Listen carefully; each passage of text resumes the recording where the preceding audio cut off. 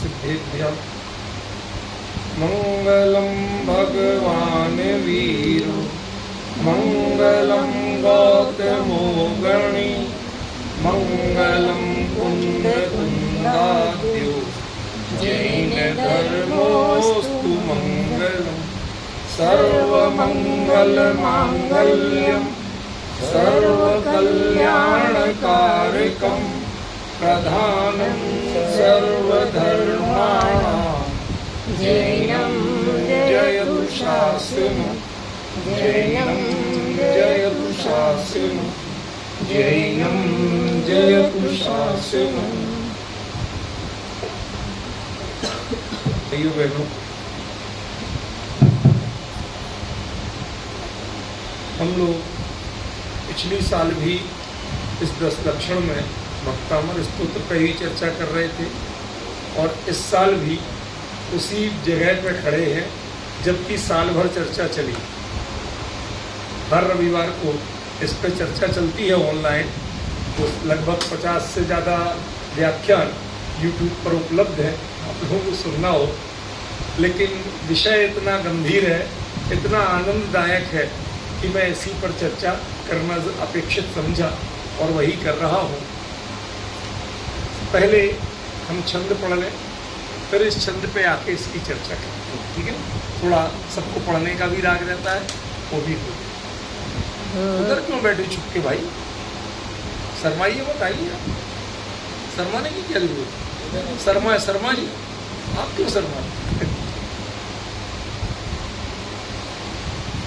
भक्तामर प्रणत मौलिमणि प्रभाण मोद्योतकं दलित पाप तमोवितानं सम्यक् प्रणम्य जिन पादयुगं युगादा वालम्बनं भवजले पततां जनानां यः संस्तुतः सकलवाङ्मय तत्त्वबोधा उद्भूतबुद्धिपटुभिः सुरलोकनाथैः स्तोत्रैः जगत्कृतयचित्तहरैरुदारैः स्तोष्ये किलाहमपि तं प्रथमं जिनेन्द्रम् बुद्ध्या विनापि विबुधार्चितपादपीठ श्रोतुं समोदकमतिर्विगतत्रपोऽहं बालं विहाय जलसंस्कृतबिन्दुबिम्ब मन्याकैक्षपि जनं सहसा ग्रहीतुं वक्तुं गुणान् गुणसमुद्रशशाङ्ककान्तान् हस्ते क्षमः सुरगुरु प्रतिमोऽपि बुद्ध्या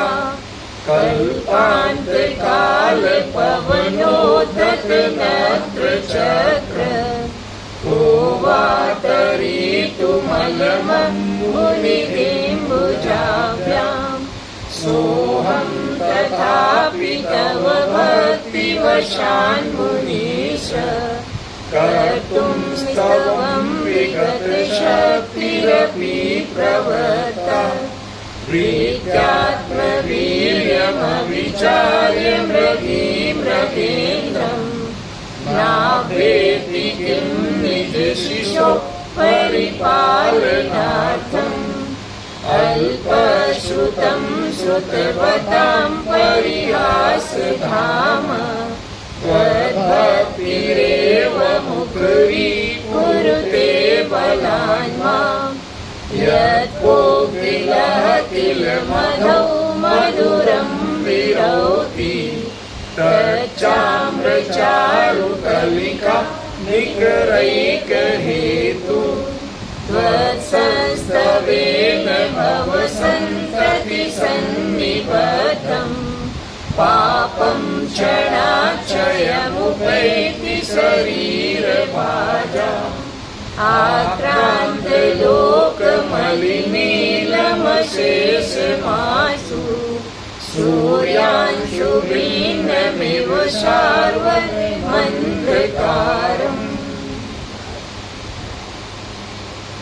कुछ लोग एकदम नए भी हैं, इसलिए मैं शुरू के 5 मिनट में उस पृष्ठभूमि को बताना चाहता हूँ जिसके आधार पर ये चर्चा चल रही है। भक्तामर स्तोत्र हम सभी ने पढ़ा है, सुना है, आनंद लिया, लेकिन इसे पहचाना नहीं। अब आपने सब आप सभी को एक भाव तोल रहे हो, अरे कोई तो समझदार होगा। मैंने ये नहीं कहा कि कोई समझदार नहीं, आप सभी समझदार, लेकिन आपको इसका सही रूप, सही पृष्ठभूमि और सही अर्थ समझाया नहीं है। इसलिए शुरू के 5-7 मिनट में मैं आपको वो बात करूंगा जिससे आप पहचान पाएं कि एक्चुअली ये भक्तामर स्तोत्र लिखा कब गया, क्यों लिखा गया, क्या सोच के लिखा गया। आपने ये तो सुना है कि मानतुंग आचार्य को राजा ने 48 तालों में बंद कर दिया था, काल कोठरी में डाल दिया था, तो वहां लिखा था। पहले मैं आपसे पूछना चाहता हूँ कि 48 तालों में जो बंद होंगे, हथकड़ी बेड़ी जिनको पड़ी होगी, काल कोठरी में होंगे, तो लिखेंगे कैसे? उनको कागज किसने दिया, कलम किसने दी और लिखा कैसे? थोड़ी सोचने की बात तो है ना। इसका मतलब है कि कुछ ना कुछ अद्भुत घटनाक्रम हुआ। ये सामान्य बात नहीं थी।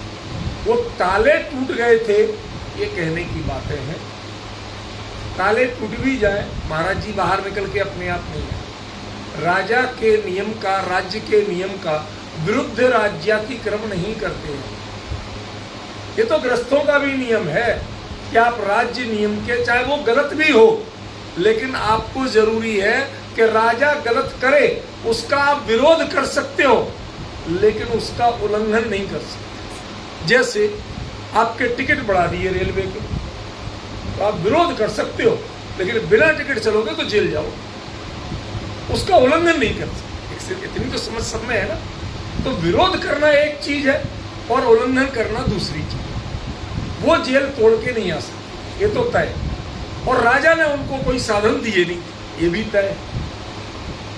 तो उन्होंने किया क्या था, कैसे है इतना गजब का स्तोत्र बन गया जो सारे विश्व में आज पढ़ा सुना जाता है, जिसकी महिमा की जाती है, वो चीज मैं आज आपको थोड़ा सा बताना चाहता हूं। पहले तो ये जान लो कि इस स्तोत्र के शुरू के 8 छंदों तक यह स्तोत्र शुरू नहीं होता। क्या कहा हमने? 8 छंदों तक ये स्तोत्र शुरू नहीं होता, 8 छंदों के बाद शुरू होता है। समझ गए? उसके पहले तो इसकी पीठिका बन रही है, और पीठिका में सबसे महत्वपूर्ण बात कोई है तो वो ये है, जिसको हम थोड़ा सा विषय से हटके आपको कहीं और ले जाना चाहते हैं, वहीं से ये बात शुरू होती है।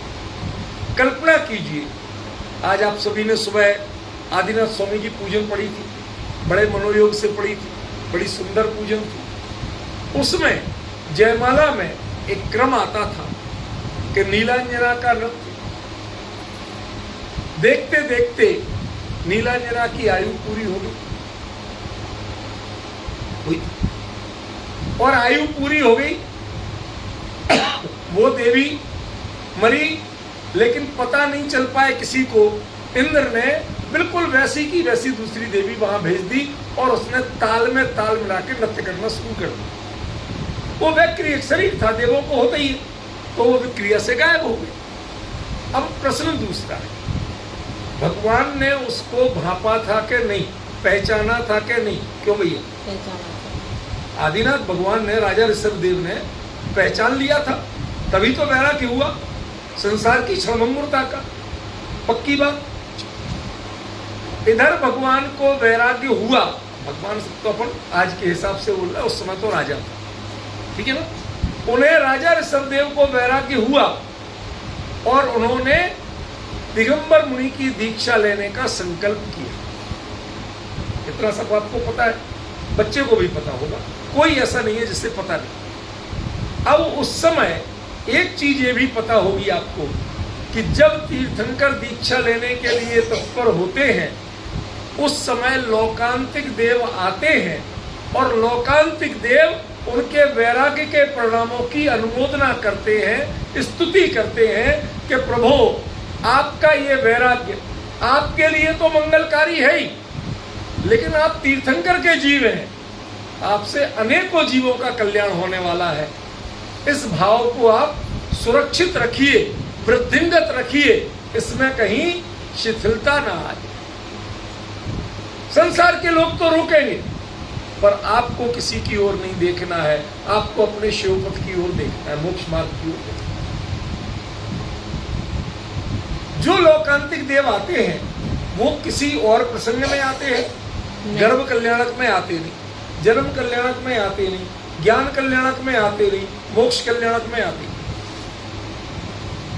आपको जानकारी के लिए बता, ये पक्की बात, जिसको पता नहीं हो कंफर्म बता रहा हूं, वो अकेले दीक्षा कल्याणक में आते हैं, और दीक्षा कल्याणक में जब वो आते हैं स्वधर्म इंद्र भी साइड में खड़ा होता है।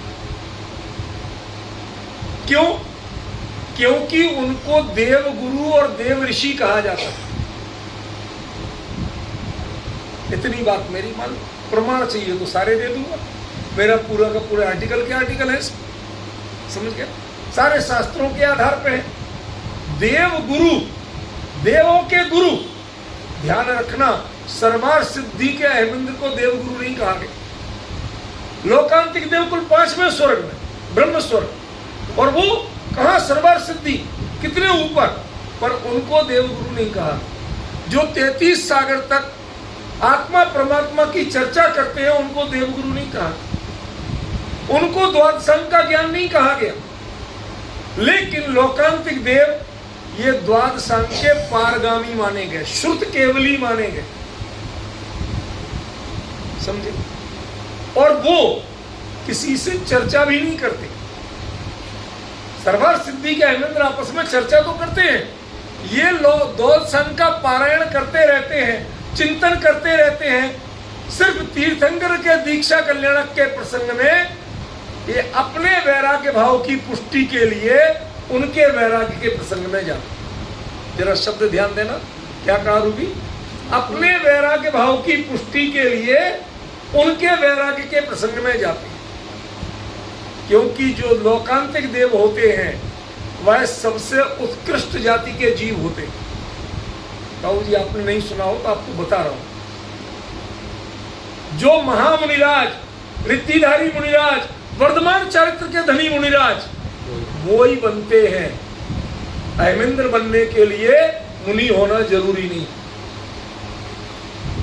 लेकिन लोकांतिक देव बनने के लिए जिनके जीवन में चारित्र में कोई दोष लगे ही नहीं, ऐसे महान मुनिराज ही लोकांतिक देव बनते।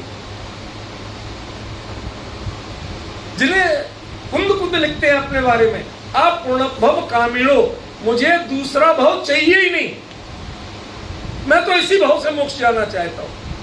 लेकिन अब योग था, ऐसे ही नियोग था, तो उनको जाना। ऐसे महान जो उग्र तपस्वी हैं उनके लिए एकमात्र जगह है लोकांतिक देव। शब्द के लिए क्षमा करें तो लगभग ऐसा समझिए कि जैसे प्रधानमंत्री को सजा तो हुई पर हाउस अरेस्ट, उसकी सुविधाएं कम नहीं होती, रहता उसी में है, उसको अंदर कोई दंड नहीं मिलता, हथकड़ी बेड़ी नहीं लगती, कुछ नहीं होता, नौकर चाकर सब वैसे ही काम करते, सारे सिस्टम सुविधाएं, आप घर से बाहर नहीं जा सकते, बस इसका नाम है सजा। आप कुंद कुंज जैसे आचार्य यहां भी क्या करते थे? द्वादशांग का लेखन, जिनवाणी का लेखन, 84 पाउड़ लिखे, यही करते थे। अब जो आपने जाना था, किसी को लिखना नहीं, किसी को सुनाना नहीं, खुद चिंतन कर, अपने आप में मनन करना, ऐसे होते हैं लोकांतिक देव। और वो लोकांतिक देव कब आते हैं? तीर्थंकर के दीक्षा कल्याणक के प्रसंग में, और कभी निकलते नहीं। और जब लोकांतिक देव आते हैं तो सौधर्म इंद्र जैसे सारे इंद्र वो योर अटेंशन प्लीज में खड़े हो जाते हैं साइड। क्यों? वो देवों के गुरु हैं। समझे आप? कुछ कोई भी देव द्वादशांग का पाठी नहीं होता, सिर्फ एक होते हैं लोकांतिक देव। और लोकांतिक देव कब आते हैं? तीर्थंकर के दीक्षा कल्याण। ये बात मैं आपको क्यों बता रहा हूं? क्योंकि इसमें आचार्य देव ने साफ लिखा है, यह संस्तुता सकल वाङ्मय तत्वबोधा, जो द्वादशांग के पाठी है। और है कौन? सुरलोकनाथ, वो स्वर्ग के देव हैं। तो स्वर्ग के एकमात्र देव, लोकांतिक देव, वह ही द्वादशांग के पाठी होते, वह सुरगुरु कहलाते हैं। और वह एक ही प्रसंग में आते हैं, और वह प्रसंग क्या है? तीर्थंकर का दीक्षा कल्याण। अब आदिनाथ स्वामी की जो स्तुति है, भक्तामर स्तोत्र, यदि उन्होंने जैसे किया वैसे ही मैं कर रहा हूं, ये मानता हूं आचार्य। नहीं है तो विश्वास पढ़ो। या संस्तुता सकल वाङ्मय तत्वबोधा, उद्भूत बुद्धि पटु भी सुरलोकनाथ। अब तो थोड़ा थोड़ा समझ में आ रहा होगा, पिछली साल तो काफी बताया था। स्तोत्र उन्होंने क्या किए थे? स्तोत्र। कैसे स्तोत्र? जगत त्रितय चित्त हरई रुदार, तीन लोक के जीवों को आनंदित कर रहे थे। क्यों? क्योंकि भगवान को वैराग्य के मार्ग पे दृढ़ कर रहे, तो फल भला तो हम सबका होने वाला था। भगवान जब तक गृहस्थी में रहेंगे हमारा भला होता नहीं? बताओ, होना तो भला। अरे हमें तो उपदेश कब मिलेंगे? अरे और तो और उपदेश तो दूर, हमें तो आहार दान का मौका भी तब मिलेगा जब दीक्षा ले लेंगे। क्यों? जब तक घर में रहते हैं तीर्थंकर, उनके माता पिता के घर का भी आहार नहीं लेते, उनका आहार स्वर्ग से सौधर्म इंद्र लाता है। अभी आपने ये चीजें नहीं पढ़ी हो किसी ने, तो मेरे से मान, थोड़ा विश्वास कर लो मेरा, ये पक्की बात बता रहा हूं। पहला आहार तब लेते हैं जब वो दीक्षा ले लेते, तब मनुष्य लोग का आहार लेते। उसके पहले वस्त्र, आभूषण, भोजन, जो कुछ आता है वो स्वर्ग से आता है। समझे ना? ऐसे होते हैं तीर्थंकर। तो सारे लोग चित्त हरई, हमारे तो मन में खुशियों के मारे समा नहीं रहे। भगवान दीक्षा लेने जा रहे, अब हमारा युग शुरू होगा। अभी तक हम खाली देख सकते थे। क्या देख सकते थे? जैसे कोई आम का पौधा लगाया, छोटा था, बड़ा हुआ, बड़ा हुआ और बड़ा हुआ। आप खुश कब होते हो? जब पहली बोर आती होते हो ना। अब फल मिलेंगे। अभी तक तो बड़ा हो रहा था, फल नहीं मिल रहे। दीक्षा कल्याण के बाद ही तीर्थंकर से फल मिलने की संभावना हो। तो भगवान का दीक्षा कल्याण और अहम पर बोर आना एक जैसा, वो दृष्टांत आगे दिया। समझ रहे? तो वो दीक्षा कल्याण के प्रसंग में जब लोकांतिक देव आएंगे और वो स्तुति करेंगे, वो काय की करेंगे? वैराग्य की अनुमोदना की करेंगे कि मेरे लिए भगवान लड्डू दे देना, भगवान मेरी बीमारी दूर कर देना, भगवान मेरी नौकरी लगवा देना। ऐसी बातें करेंगे क्या? मैं आप लोगों से पूछना चाहता। मैंने आपको प्रमाण दे दिया, साफ लिखते हैं, स्तोत्री जगत त्रितय चित्त हरई रुदारई, जो तीन लोक के जीवों के चित्त को हरण करने वाले ऐसे स्तोत्रों से उन लोकांतिक देवों ने जो स्तुति की थी, स्तोसे किलाहमपि अहमपि, मान तुंगाचार्य कहते हैं कि मैं भी वैसी ही स्तुति करूंगा। अब आज इतना तो समझ में आया कि भक्तामृत स्तोत्र है क्या, किसने लिखा, क्यों लिखा, क्या सोच के लिखा, उस समय उनके मन में भाव क्या चल रहे थे। आज कोई भी कवि कविता लिखता है तो उसके पीछे उसकी कुछ संवेदनाएं होती है कि नहीं होती? बिना संवेदनाओं की कोई कविता लिखी जाती है? संसार के लोग कहते हैं वियोगी होगा पहला कवि, आह से निकलेगा प्रथम गान, है? रो लो पीट लो और क्या कर लो। फ्रस्ट्रेटेड ही लोगों ने काव्य को फ्रस्ट्रेशन का जन्म बना दिया। ऐसे होता है, आप दुखी होगे रोगे तो कविता करो। भगवान का वैराग्य हो रहा है, लोकांतिक देव आके अनुमोदना कर रहे हैं। मैं उसी जैसी उन्होंने स्तुति की थी, स्तोत्र किया था, वैसा मैं करूंगा, ये मानतुंग आचार्य प्रतिज्ञा करते। अब समझ में आ गया मैंने क्यों नीलांजना का नृत्य बताया था। भाई ये स्तोत्र है ही उस समय का, और जैसा लोकांतिक देवों ने किया था वैसे ही मानतुंग आचार्य कर रहे हैं। तो इसमें आप कोई मुनिराज को आपने कभी कल्पना कर सकते हो कि भगवान हमारे लिए राज्याभिषेक करा देना? कल्पना कर सकते हो क्या? आप सभी लोग मुनिराजों को देव शास्त्र गुरु की रोज पूजन करते हो, ठीक है ना? कभी कर सकते हो ये कल्पना कि कोई मुनिराज ये मांगे मुझे सिंहासन मिल जाए, मुझे चक्रवर्ती पद मिल जाए? क्यों? तो आपने राज्य पद भ्रष्ट जीवानाम, राज्य तिलक कारकाय, आदिनाथाय, अर्घम नृपांत, ये बनाए कहां से? मैं तो ये बताओ, जब उन्होंने लिखा ही नहीं उसको तुमने कल्पना कहां से? अब जब वहां तक पहुंचेंगे तो वो अर्थ भी आएंगे। उन सब छंदों का करूंगा। आज चर्चा तो इसकी चलना है। ये पीठिका है कि भक्तामर स्तोत्र 9वें छंद से शुरू होता है। हम 9वें छंद तक पहुंच सके, हमें ये कोशिश करना है। इस बार भक्तामर शुरू हो गया तो आगे चल भी जाए, पता तो चल जाएगा आपको। ख्याल में आएगी? सुनो, बीच की चीजें नहीं ले रहा हूं, आपको मूल मुद्दे की बात बता दी जो बताना थी। अब ये छंद को चलाते हैं। त्वत् संस्तवेन, हे भगवान आपके संस्तवन से। जो लोग इस पर थोड़ी मेरी 2 घंटे चर्चा हो चुकी है वो ऑनलाइन पे चलती है, उस पर सुन सकते हैं। वो लोग भी जुड़े हुए हैं, ऑनलाइन आज भी चल रहा है, तो उनको समस्या नहीं हो, इसलिए थोड़ा सा बता रहा हूं। भगवान ने मानतुंग आचार्य ने पहला शब्द क्या दिया योगेंद्र बाबू? त्वत् के भवत। संस्कृत में भवत माने होता है आप, और त्वत् माने होता है तुम। अंतर समझ रहे कि नहीं? इतने तो आप लोग समझदार हो सब। अब मैं ये पूछना चाहता हूं कि ये त्वत् पे कैसे आ गए भवत की जगह?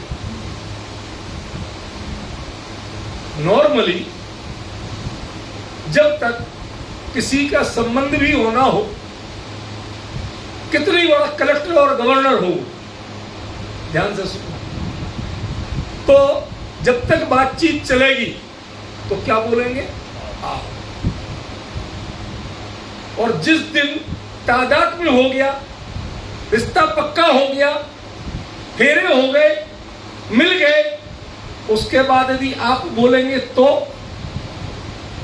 अंतर पड़ेगा कि नहीं पड़ेगा? दुनियादारी इतनी तो जानते हो, वो चाहे गवर्नर बना रहे, इसका अंतर नहीं पड़ेगा। वो गैप कम कब होता है? मेरा प्रश्न ये, दूरियां कब घटती हैं? ये उत्तर दो मुझे। प्रश्न समझ में आ रहा है कि नहीं आ रहा? व्यक्ति में औपचारिक या शिष्टाचार की दूरियां घटती कब है? थोड़े थोड़े आगे बैठ जा, इससे निकलने करने वालों को सुविधा नहीं हो और अपना भी डिस्टर्बेंस नहीं हो। ये दूरियां कब घटती हैं? शांत मन से विचार करो। दूरियां तब घटती हैं जब आप उतनी निकटता बढ़ाते हो, जब हमारे में और हमारे आराध्य में हमने भावों से गैप कम कर दिया। समझे क्यों ये बात क्यों कह रहा हूं? अकेले त्वत् के कारण नहीं कह रहा हूं, भगवान को तुम कह दिया इसलिए नहीं कह रहा हूं। स्तवन और संस्तवन में यही अंतर। स्तवन में होती है दूरी, आप आराध्य हो, आप महान हो, मैं आपकी विनय भक्ति करता हूं। ये क्या है? स्तवन। स्तवन है। और संस्तवन क्या है? कि जब दोनों में भावात्मक तादात्म्य हो जाए तो वो है संस्तवन। भावों की दूरी मिट जाए, मैं आपके हृदय के भावों को पढ़ रहा हूं, आप जैसा अपने को अनुभव कर रहा हूं। अंतर समझ में आ रहा है पवन जी? इस यहां बात संस्तवन की है। इस स्तवन में भवत रहेगा, आप रहेगा, और संस्तवन में तोत रहेगा, तुम आ जाए। तू भी समझ में आ रहा है बेटा क्या कह रहा हूं? यह आचार्य ने बड़ा सोचा समझा प्रयोग किया। हम लोग इन चीजों को विचारते नहीं है। संस्कृत है, हमने पढ़ लिया, हाथ धो लिए, जोड़ लिए, ढोक दे। ये दूरी मत बनाइए आप। आचार्य ने लिखा है उसको कम से कम पढ़िए, पढ़ के थोड़ा तो समझिए। संस्कृत कोई अंतरिक्ष की भाषा नहीं है, सब उपलब्ध है साधन। पढ़िए तो सही, विचार तो करिए, वो मैं आपको बता रहा हूं। ठीक है? त्वत्संस्तवेन भव संतति सन्निबद्धम। एक बात बताइए, पुण्य बंध है कि मोक्ष? पाप पुण्य दोनों बंध है कि मोक्ष? बंध। अब एक चीज आपको बताता हूं बड़ी रोचक, ध्यान से देखना। ये लिखा पुण्य, इसके दो रूप, एक उदय और बंध, और एक पुण्य शब्द का अर्थ होता है पवित्रता। असली अर्थ बता रहा हूं, पुण्य शब्द का असली अर्थ है पवित्रता। समझ गए? अब बताइए कि किससे जो पुण्य का उदय है उसमें परिणाम कैसे होते हैं? यदि आपको 1 करोड़ की लॉटरी निकला, हम तो कहते सबको निकला है, मैं क्या है, मेरी जेब से क्या जा रहा, निकला है, मैं क्यों बुरा सोचूं? योगेंद्र बाबू निकला है, सच बताओ, खबर मिलते ही, कल्पना करते ही पहला प्लान क्या बनाओ? सुरेश बाबू बना के मॉरिशस घूम के आए। कोई कहेगा हम ये करेंगे, कोई संसार की जो हमारी अतृप्त वासनाएं हैं, हमारे पहली इच्छा होती है उनको पूरा कर। क्या हो गया? जो उदय है तो पुण्य, अच्छे भावों से बना, लेकिन जिसके कारण वापस पाप बंद होगा, आप वहां जाओगे घूमने, क्या पाओगे? पाप की पुण्य। समझ रहे ना? ये बहुत बड़ा अंतर है, बहुत बड़ा अंतर है भाई साहब, पहचानना पड़ेगा। यदि उससे वापस बंद हो रहा है तो वो हमें हितकारी कैसे हो सकता? उससे हम संसार में ही डोल रहे हैं, तो फायदा क्या है? आप जितनी स्तुति करते हो, भगवान प्रभु पतित पावन में अपावन चरण आयो शरण जी, यो विरदे आपने हार स्वामी मेट जामन मरण जी, क्या होगा इसका? कभी बताइए बाबू जी, क्या होगा इसका? भगवान वीतरागी है कि रागी? वीतरागी। और वीतरागी वो अपने स्वरूप में लीन है, वो अपना काम छोड़ के, अपना अनुभव छोड़ के, तो तुम्हारे जो झंझट है उनको निपटाने आएंगे। आज तक आए हो तो बताओ किसी के लिए। अरे आपके पुण्य भाव से निपटारा होता है, उसका हम निषेध नहीं करते, लेकिन भगवान आए हो आज तक तो बताओ। और भगवान यदि आ जाए तो उनको भगवान मानोगे क्या? सबसे बड़ी समस्या तो ये है क्या? जैसे कोई व्यक्ति ये बोले, अरे तुम क्यों परेशान कर रहे हो, आज मेरा मौन व्रत है। अब मानोगे कि मौन व्रत है? कैसे वीतरागी हो आप, जो वीतराग और आत्म ध्यान छोड़ के हमारे लिए भागे आ रहे? ये कल्पनाएं जो है, ये अच्छी कल्पनाएं नहीं है। This not healthy thinking. सही थिंकिंग क्या हो? भगवान अपना काम करें और उनको देखकर, वो हमारे लिए मिरर है, दर्पण है, आदर्श है। आप जानते हो बेटा, आदर्श शब्द का अर्थ दर्पण होता है, मिरर होता है, लुकिंग ग्लास होता है। समझे? वो उनको हम देख के अपनी, जैसे दर्पण देखते हैं तो हम अपनी कमी दूर करते हैं ना, कि उनकी कमी दूर करते हैं अपनी कमी। तो उनको देख के हम कहां खड़े हैं, अपनी हैसियत पहचानते हैं, हमें अपने को अपग्रेड करने के लिए क्या करना है, इसलिए हम दर्शन करने आते हैं। समझे? अब दर्शन किए, जब तक तो भक्ति है, स्तुति है, स्तवन है, लेकिन ज्यों ज्यों आप समझदार होते, आत्म ध्यान होता कैसे, भगवान ऐसे कैसे बन गए, हम यहीं कैसे रह गए और वो इस मार्ग पे कैसे बढ़ गए, जब आप इसका चिंतन करोगे, विचार करोगे, तो धीरे धीरे आपको समझ में आना शुरू हो। फॉर द एग्जाम्पल, आज इसकी प्रैक्टिकल स्थिति बताता हूं। सच बताओ, जब आप मंदिर पहली बार आओ, कभी आपको पता नहीं हो दर्शन क्या होता है, पूजन क्या होती है, सामग्री क्यों चढ़ती है, तो आप इधर देखते हो उधर देखते हो, कभी फंस जाओ भीड़ में तो चढ़ा तो लेते हो, कभी पूछ लेते हो, चढ़ा लेते हो, और जैसे जेल से छूटे हो, जो ही छुटकारा मिले, चलो भाई निपट गया, टेंशन दूर हुआ। ये स्थिति क्यों बनती है? मेरा प्रश्न समझ में आ रहा है? ये स्थिति बनती क्यों है? क्योंकि आपको पता नहीं था। आप नमोकार मंत्र बोल रहे हो, उसका अर्थ पता नहीं, चित्तारी मंगल पाठ बोल रहे हो, उसका अर्थ पता नहीं, आप ढोक दे रहे हो, उसका अर्थ पता नहीं, प्रदक्षिणा दे रहे हो, उसका अर्थ पता नहीं, तभी ये स्थिति बनती है। धीरे धीरे आप इनको जानने लगते कि नमोकार मंत्र का अर्थ ये है, चित्तारी मंगल पाठ का अर्थ ये है, ढोक देने का मतलब क्या है, आज आपको बता दूं, जो अभी तक आप लोगों को नहीं पता। ढोक देने का मतलब आप स्वस्थ हो। ये मंत्र बता रहा हूं आपको सुदेश बाबू। हम जो आज बैठ नहीं सकते जमीन पे और अपने बल पे उठ नहीं सकते, सावधान हो जाइए, डॉक्टरों का बिल आपका इंतजार कर रहा है। जो जमीन पे बैठ नहीं सकते, जो भगवान को ढोक पंचांग नमस्कार भी नहीं कर सकते, साष्टांग तो बहुत दूर, और बिना हाथ टेके उठ नहीं सकते, तय मानिए कि डॉक्टरों का बिल आपका इंतजार कर रहा है, और बेड होने में आपको देर नहीं लगेगी। जितने दिन चल जाए उतने दिन चल जाए, आपका भवितव्य है ये। एक भगवान को ढोक देके अपने आप उठ जाना प्रसन्नता पूर्वक, और आपके पैरों में दम होना कि आप आराम से 3 प्रदक्षिणा देंगे, स्तुति पढ़ते रहेंगे, मन थकेगा नहीं। उनकी आज तक जो बातें नहीं बताई वो बता रहा हूं। मन थकेगा नहीं, तन थकेगा नहीं, खुशी घटेगी नहीं।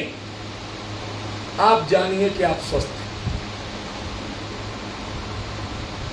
कभी सोचा था? नहीं सोचा। नहीं सोचा था तो सोच लीजिए।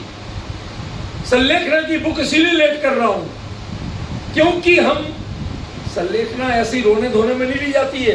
अंत समय तक चिंता नहीं, कोई परवाह नहीं। क्यों? हमारे पास कमी क्या है? छोटे मोटे टैक्स बढ़ते हैं, परेशान हटानी होता है, तो होते जा, हमें क्या अंतर पड़ रहा? कमाइयां इतनी है, टैक्स लगा ही नहीं सकते जितनी हमारी कमाइयां। तो जिनके अपने अंदर में भरपूर है स्वास्थ्य, तन का, मन का, विचारों का, उनको दीनता नहीं होती। डर किनको लगता है? थोड़ा भी मौसम का अंतर आए, उन्हें लगता है मुनिराज तेज सर्दी में भी जब आप 4 कंबलों में झुलते हो, वो उसी मुद्रा में विचरण करते कि नहीं करते? कैसे करते हैं?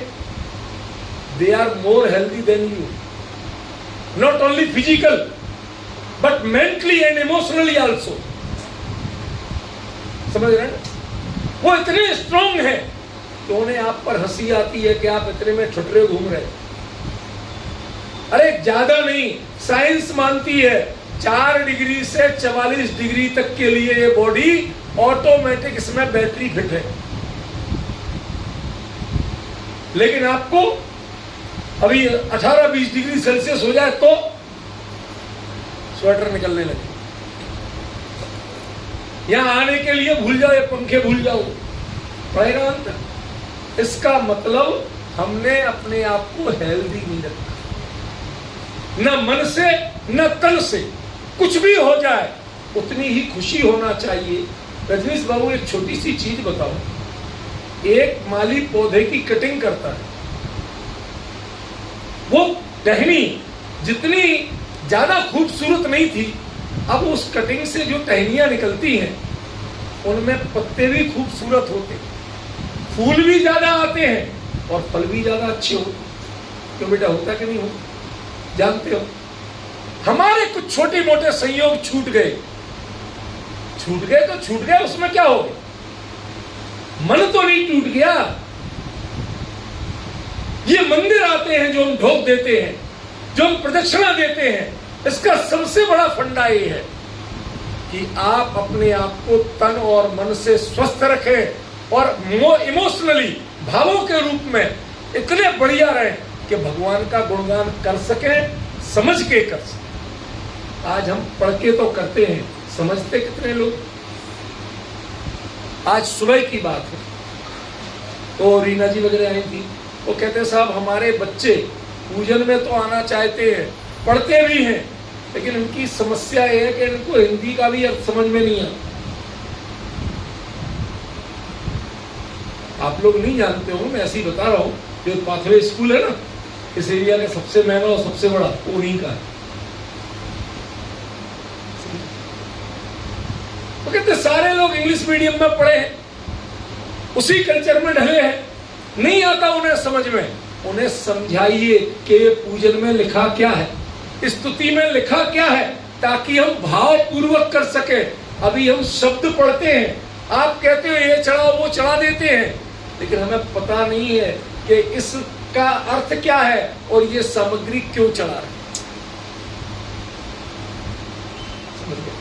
ये दूरियां जितनी घटेंगी उतना आपका अंदर में आनंद बढ़ेगा, ज्ञान बढ़ेगा और भगवान से दूरी घटेगी। आप समझेंगे कि भगवान क्या कर रहे हैं और हमें क्या करना है, ये भी समझ में आए। समझे ना? अब देखिए, संस्तवेन, बात से नहीं भटकाऊं। भगवान आपसे आज मैंने पहली बार संस्तव शुरू किया। अभी तक क्या था हमारा रिश्ता? स्तव का। स्तव और संस्तव में दूरी कितनी? पहले गवर्नर से ब्याही जा रही हूं, हर चीज में डर लगता, समझ में? जब उस घर की मालकिन बन गई, गवर्नरनी बन गई, अब डर नहीं लगता। अर्धांगिनी बन गई, अब कोई डर नहीं लगता। 2 दिन बाद तो गवर्नर को भी ऑर्डर देती है, ये कपड़े यहां क्यों डाल दिए, वहां टांगना चाहिए ना। अंतर समझ रहे? ये इसका मतलब अभिनय नहीं है, इसका मतलब दूरियां घटना है। वो आपसे तुम पे आना है। मन तुम नाचार्य, उन्होंने अपनी दूरी आदिनाथ स्वामी से कितनी घटाई कि भवत से त्वत पे आ गए, स्तवन से संस्तवन पे आ गए। और जिसके संस्तवन होता है, भव संतति सन्निबद्धम, अनादिकाल से कितने जन्मों जन्मों में जितने पाप बांधे हैं, वो सारे पाप क्या होंगे? क्षणात् क्षय मुपैति, क्षण भर में नष्ट हो जाए। कैसे नष्ट हो जाएंगे? रात भर का घना काला अंधकार और सूर्य की एक किरण फूटते ही कहां जाता है? क्यों? झाड़ू लगाना पड़ता है, पोछा लगाना पड़ता है, क्यों? सर्फ एक्सेल से धोना पड़ता है। तो कपड़े काले हो जाए तो धोते हो ना आप। और ये आसमान पूरा काला हो गया था, वातावरण काला हो गया था, धोए आपने? कुछ नहीं करना, क्षण भर में सारा विजन बदल जाता। जो रात के अंधेरे में कुछ नहीं दिख रहा था, एक किरण आते ही सब कुछ दिख गया। जो आपके थकान थी, वो थकान प्रसन्नता में बदल जाती। मैं आपको अपने जीवन के अनुभव की एक बात बताना चाहता हूँ, छोटे बच्चों को अच्छी लगेगी। दार्जिलिंग है, वहां पर एक टाइगर हिल बोलते, कुछ ऐसी कुछ बोलते हैं, एक पॉइंट है जहां लोग एवरेस्ट, माउंट एवरेस्ट इंडिया से एक ही जगह दिखाई देती है, वहां देखने जाते हैं, पर वहां लोग एवरेस्ट देखना भूल जाते हैं। क्यों? क्योंकि उधर जो वैली है उसमें बादल नीचे होते हैं, आप ऊपर हो, और उधर से ही ईस्ट है, तो नीचे से सूर्य ज्यों ही उगता है और उसकी पहली लाल किरण पड़ती है, तो वो बादल जो आपको पता भी नहीं चल रहे थे, नीचे ऐसा लगता है जैसे हलवाई की भट्टी दहक रही हो, कहीं कहीं काले कोयले और चारों ओर से लाल लपटे, ऐसे सूर्य निकलता है। उसका जो मंत्रमुग्धकारी दृश्य है वो देखकर लोग एवरेस्ट भूल जाते हैं। ये सच्ची बात बता रहा हूं। ये दृष्टांत क्यों दिया? असली जो, जब आपको ज्यादा अच्छी चीज दिखेगी तो जिसे आप ढूंढने गए थे वो भूल जाओ। समझे? अभी वो बादल ही नहीं दिख रहे, घना काला अंधकार। एक किरण आते ही प्रकृति क्या है ये समझ में आने लगा। ऐसे ही भगवान की भक्ति की, भगवान के संस्तवन की एक किरण हृदय में फूटी, दूरियां घटना चाहिए। दूरियां किससे बनती है? क्यों? सच बताइए, दूरियां किससे बनती? सच्ची बताओ। क्यों बेटा? सच्ची बता। दूरी बनती है फॉर्मेलिटी से। समधी समधी के जाएं तो कुछ लेके जाएं, समधन को साड़ी लेके जाओ, बच्चों को मिठाई लेके जाओ, फला को ये कपड़े लेके जाओ, तो वो तो औपचारिकता की नहीं होती।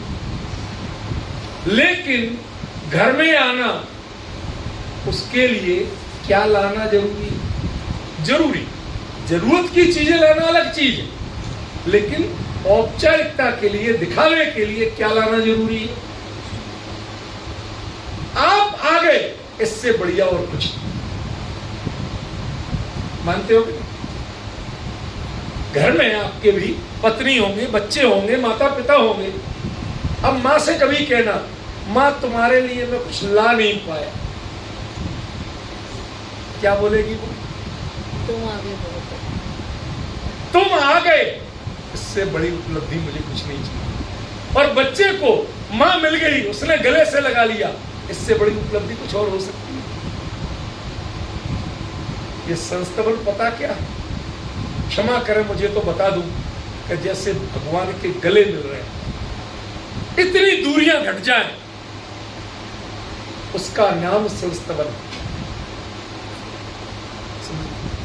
आपके भावों से दूरियां घट जाएं, आपके, मैंने एक बार सुना था, पढ़ा था, प्रत्यक्षदर्शी हूं, जो गोमतेश्वर है, गोमतेश्वर और सामने चंद्रगिरी पहाड़, नेमिचंद्र सिद्धांत चक्रवर्ती आदि जो लोग बैठते थे वो चंद्रगिरी पर्वत पर बैठते। शिल्पी मूर्ति बना रहे हैं इंद्रगिरी पर्वत, लेकिन जो प्रधान शिल्पी होता था वो यहां बैठा, वो कहता था कि यदि तुम सांस भी लेते हो, वहीं से होता, छेनी धीरे चलाना, नहीं तो नाक पे चोट आ जाएगी। क्या कहा? इंद्रगिरी और चंद्रगिरी का अंतर तो देखा है। गोमतेश्वर तो गए होंगे लगभग सभी लोग, सुदेश बाबू नहीं गए? चलो अब की बार आपको लेके चले। सुनो, दूरी कितनी? इतनी। चलो उसमें समझ में नहीं आता। जब बेटा मां से कहता है मुझे भूख नहीं, पिता मान जाता है कि भूख नहीं, लेकिन मां का मन मानता है, अरे भूख कैसे नहीं है? अरे नहीं नहीं, जब मैंने कह दिया। वो जितनी जोर से कहता है, वो मानती है इसे उतनी तेज भूख लगी। कभी वो पकवान की खुशबू सुनाती है, कभी नहीं माने फेंक भी दे, बुरा नहीं मानती, उसके सिर पे हाथ फेरे, गोदी में सिर रख लेगी, बालों में उंगलियां घुमाएगी। धीरे धीरे जो उसके मन का क्षोभ था, कहीं ना कहीं का फ्रस्ट्रेशन था, कम होता है। वह धीरे धीरे 2 आंसू टपक गए। मां कहती अब हो गया। शब्द सुनना जरा सुरेश बाबू, 2 आंसू टपक गए। उसने कहा हो गया का? क्यों? क्योंकि अभी तक ये चिल्ला रहा था, अब इसके परिणाम नरम। वो मां की गोद में जोर से सिर छुपाता है। क्या हुआ बेटा? किसी से कहा सुनी होगी, कोई नुकसान हो गया, इसमें क्या चिंता कर।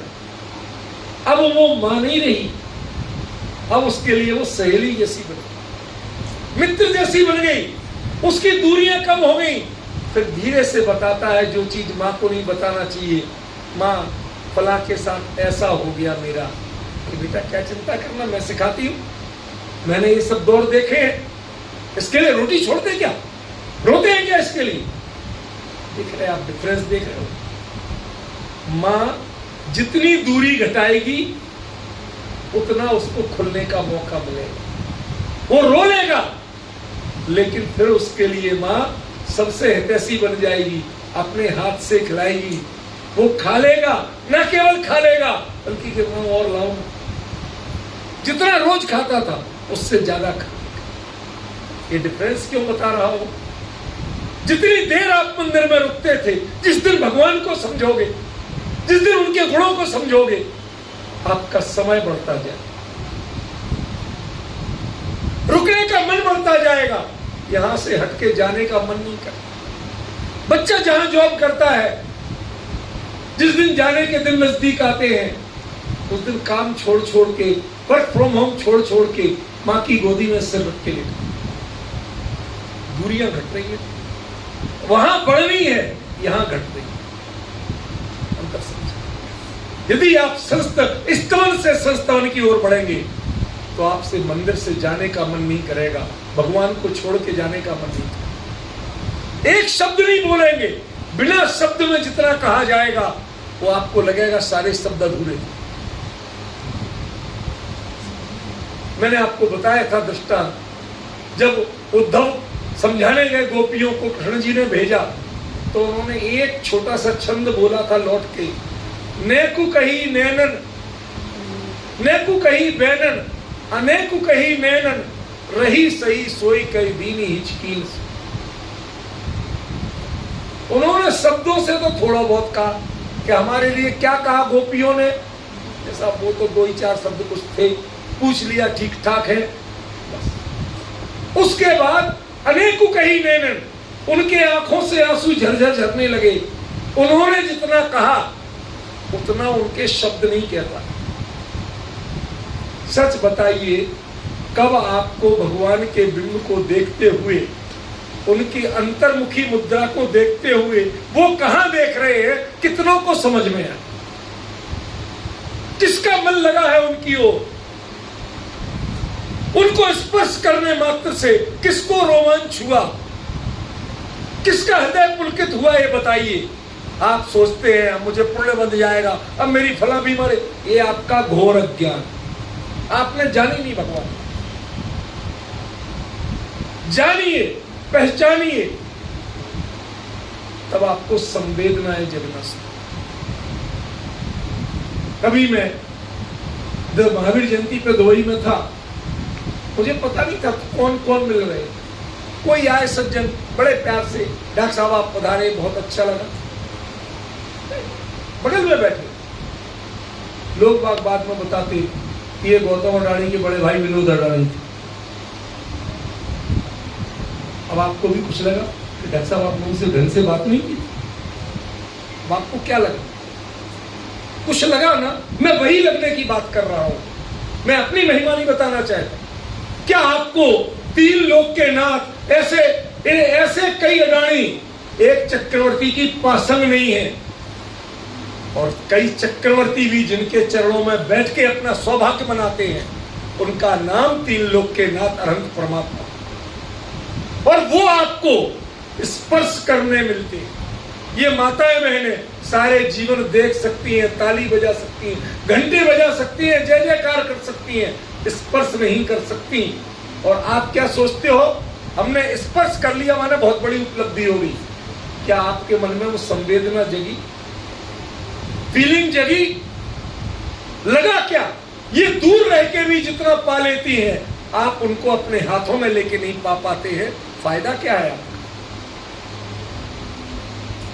समझ रहे हो कुछ क्या कहना चाहते? मैं संस्तवन का अर्थ बता रहा हूं। जब तक वो संवेदनाएं नहीं जगती है तब तक आप संस्तवन का अर्थ नहीं जानते, तब तक आप भक्ति का अर्थ नहीं जानते, तब तक आप भक्तामर स्तोत्र का अर्थ नहीं जानते। आप पढ़ते हैं पापा चरण तज नमन करता, पढ़ते हो कि नहीं पढ़ते हो? इसका मतलब जानते हो? मैं आपसे पूछ रहा हूं। मैं पाप का आचरण त्याग के मैं भगवान का नमन करता हूं। सिंपल हो गया। अब बताओ किस किस की हिम्मत है भगवान का नमन करने की? कितने लोग पाप का आचरण छोड़ने को तैयार हैं? हिंसा, झूठ, चोरी, कुशील, परिग्रह, ये छोड़ने को कितने लोग तैयार?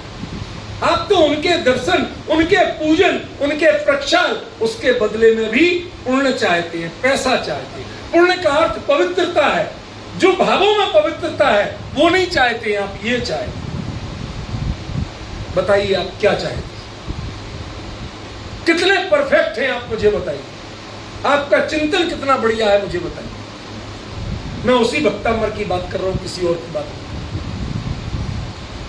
समझे ना? एक बार कम से कम इतना तो संकल्प करो कि जब हम प्रक्षाल कर रहे हैं, कम से कम उस बीच में किसी के प्रति हिंसा का भाव ना हो, कोई झूठ बोलने का भाव ना हो, कोई चोरी करने का भाव ना हो, किसी को देख के आंख मैली ना हो, और कोई धन की या लोग वैभव की आकांक्षा का भाव ना हो। क्या इसके लिए आप अपने आप को मेंटली प्रिपेयर कर सके? नहीं कर सके तो पापा चरणतज नमन करता का अर्थ क्या है?